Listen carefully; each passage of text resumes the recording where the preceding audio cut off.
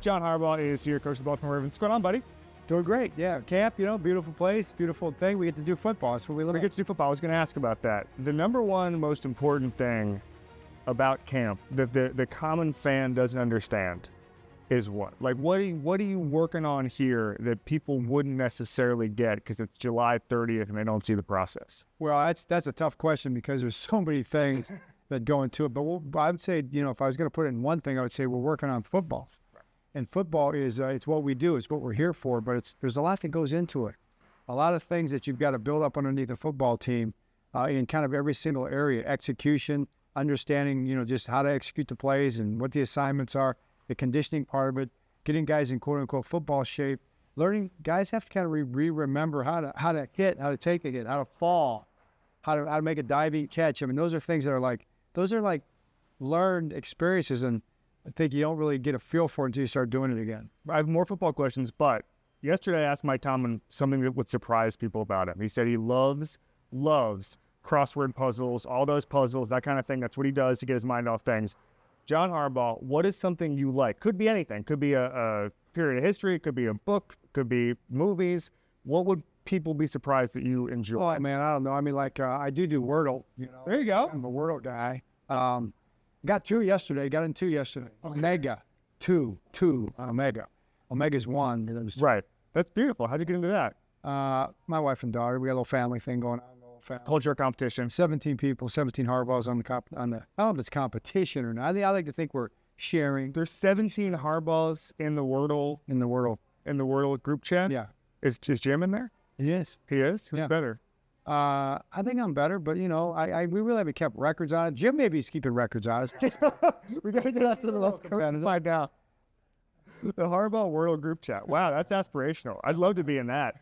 All right, let's talk about football a little bit. You mentioned a couple weeks ago that you don't love the do or die Super Bowl or bust stuff. And what's interesting to me is you said correctly, it's all about the process, not we have to do this. And my feeling on it, and talking to teams, especially this time around, this time of year, is you focus too much on January, you forget about September and October, and all of a sudden you're not getting to January. How do you message to the team that it's all about the process when there's so much outside noise in June, July saying, "Oh, this has got to be the year. It's got to be the year that somebody makes that leap."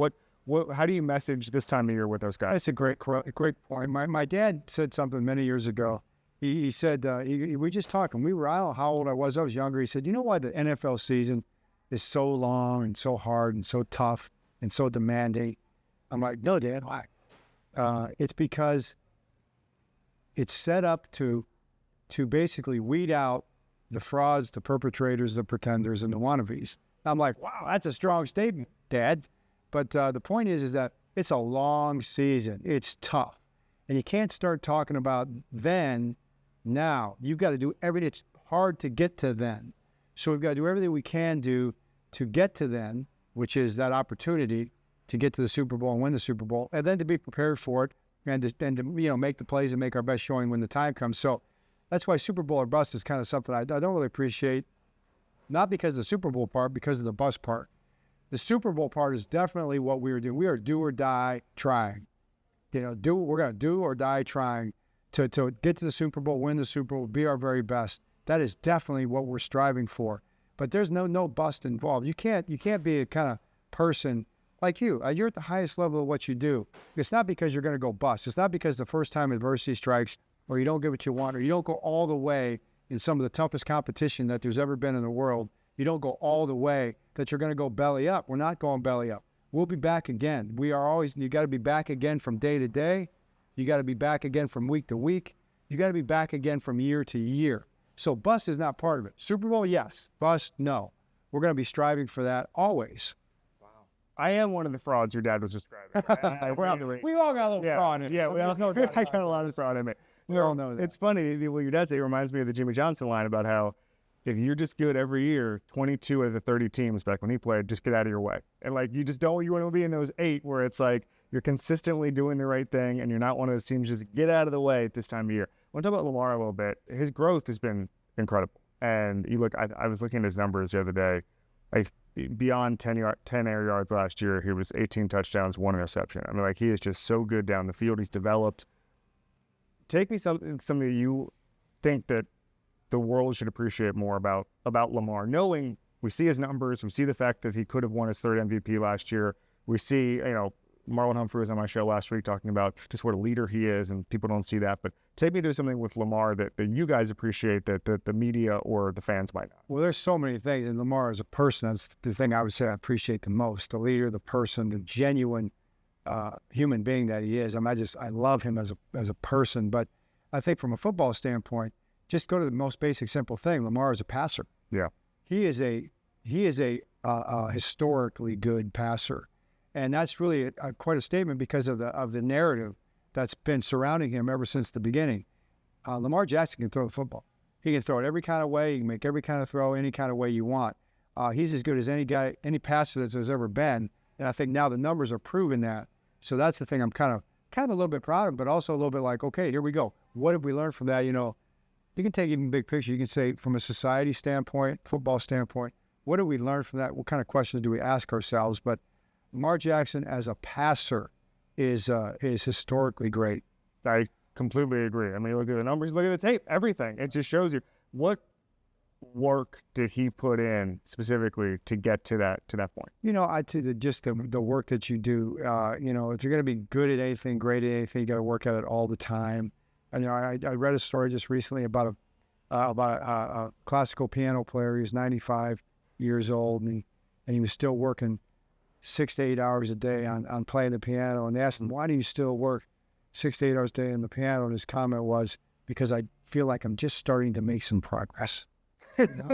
So that daily, every day, working at your craft kind of thing, I think is what Lamar does. That's really cool. We had Bobby Wagner on the show 2 days ago. We were talking about the evolution of football, and he had a really insightful thing about playing linebacker. He was saying that nowadays, 20 years ago, 15 years ago when he came in the league, the quarterbacks used to dice ship, Peyton Manning. Now it's the offensive coordinators with more brains than the quarterbacks. I'm curious, he said that was the biggest change.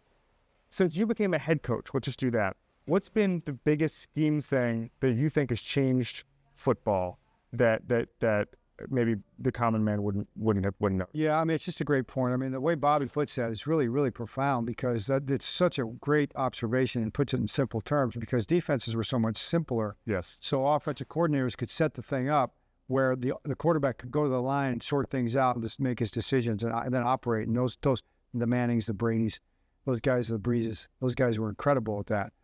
But then defensive coordinators said, we're not going to just give you the chalk last. We want the chalk last.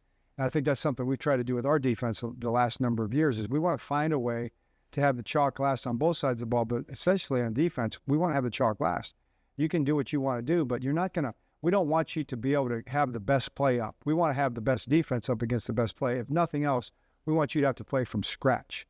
We want you to have to play even, not knowing. We want to create our advantages where we can. And at worst, we want to play, we want to play even up and not let the coordinator or the coach, or the coordinator or the quarterback, create a situation where the offense has an advantage. I heard a funny quote yesterday from Malaki Starks where he was talking about whatever Kyle Hamilton wants to do, he'll just do the opposite. Like that's a teaching idea. It's just like, okay, I'm just going to do whatever Kyle Hamilton needs me to do in the defense. I'm curious how you view I'm frankly picking you guys to win the Super Bowl. Not to give you guys rat poison. I mean, part of that is because of what Starks is going to bring as far as the defensive backfield, freeing up Kyle Hamilton to do what he does, that defense, how it's coming together. We're getting Kyle a little bit later. Just take me through what you're expecting of the defense last year, which second half of last season was the hottest defense in football. Yeah, I want to see that and better. It was tough early in the first half of the season. I mean, I tell the guys all the time, jokingly, that, I want to curl up in a ball sometimes and just disappear the first half. Not that much of a joke. No, it's kind of, it's actually, no. There's always truth in every joke, right? Every bit of humor, but it wasn't even funny. It was a devastating type of a thing for us because we've been great on defense around here for a very long time. And I would dare to say over the last 18 years plus the 25 years, I'd say it'd be the best defense in football over that time period. Take a little pride in that. Some people might argue with that, but this is the defensive operation here, and we love our offense. But our defense is what we believe in, and just like that's kind of So we don't like what happened the first half, and we worked really hard during the season to get it corrected and fixed. And I'm proud of what we did, but we got to get better, and that goes back to the fundamentals and doing all the little things exactly right. So the idea that the Hamiltons, the Starkses, the Humphreys, and all those guys, that we can do with our scheme and make it create a defense where the offense really doesn't know where we're coming from and when we're coming. That's something we want to do. Quick hitters for you. We have a thing called badasses. I know this is going to be really, really, really hard for you, but it's the most badass guy you've ever coached. And it's the guy, we know what that means. I always use a definition. Alien comes down and says, take me to the football player. Who are you taking him to, Jake? You know, it's such a great question. I mean, God, I'm just so blessed. I mean, you think about Brian Dawkins. Yeah. You think about the corners at the Troy Vincents and the Bobby Taylors that were in Philadelphia. Then you look at guys like Ed Reed. Was he a badass? How about Ray Lewis? Was he a badass? We've had some incredible guys, and there's so many more. Marshall Yanda, it might be the biggest badass. But I'm going to give you a guy, Jason Short. Have you heard of Jason Short? I don't think so. Jason Short was a special team player for us in Philadelphia. He was a wedge buster and everything else. He had no fear. As a matter of fact, he created fear in the wedges across the league.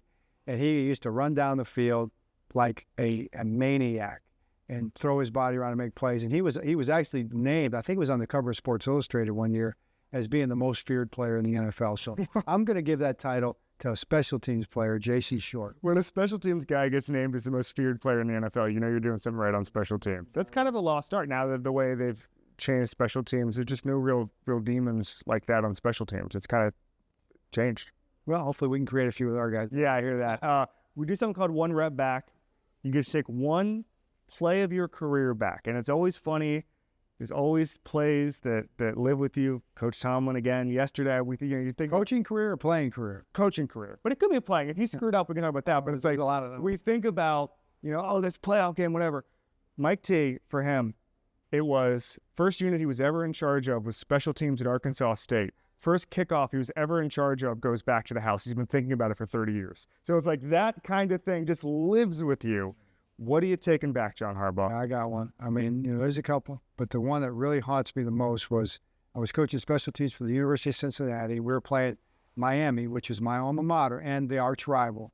And we tied the game right at the end. And that was no overtime back then. It was a tie game. And I got the bright idea that if we popped one up, maybe we could kick off. We could create a turnover, get the ball on the ground. Maybe we could recover and kick the game away. And we pop it up. And they got a great returner. He catches it on the dead run, and our guys kind of ran past and didn't squeeze quite enough, and he popped it. He ran it back for a touchdown, and we lost the game. My wife was at the game. It's my old campus. It was all the guys, all my guys. Jay Peterson, one of my best friends, was coaching for the other team for Miami. And we had to walk back across campus to our car because I asked Coach Mentor if I could drive back with my wife and my mother-in-law. And my mother-in-law wasn't even happy with me, but I was storming ahead, and Ingrid was just trying to follow, just kind of giving me some space. So, yeah, that didn't leave a mark at all.